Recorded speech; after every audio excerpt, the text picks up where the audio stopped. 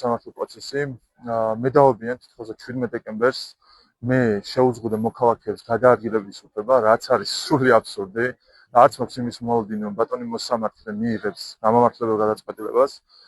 როდესაც შენივე მოქალაქეს აკავებ მხოლოდ იმის გამო, რომ მან გაბედა და ამოიღო ხმა, თქვა სიმართლე ხმამაღლა, ეს არ არის წესრიგი, ეს არის ინსტიტუციური შიში და მე მინდა ქართულ ოცნებას შევახსენო ერთი რამ. ისტორია გვასწავლის ძალიან კარგ ამის. რეპრესია დროებით აძლიერე, მაგრამ სამართლიანობა ყოველთვის იმართებს თავისუფლება რეჟიმის ტყვეებს. მადლობა.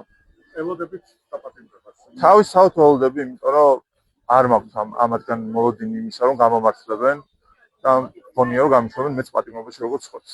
მანამდე თუ ქონდა ტანკის გადაკეთებაზე ამ რაიმის გზის გადაკეთებაზე მქონდა ჯარიმები 5000 ლარიანი, მაგრამ ერთი ისეთი ჯარიმაც მქონდა, რომელსაც საერთოდ არ ყოფილა აქციაზე, მაგრამ მაინც დამიწერეს 5000 ლარიანი ჯარიმა, ალბათ სახში არალეგალურად გადავადგილდებოდი და მაინც დამიჯარიმეს.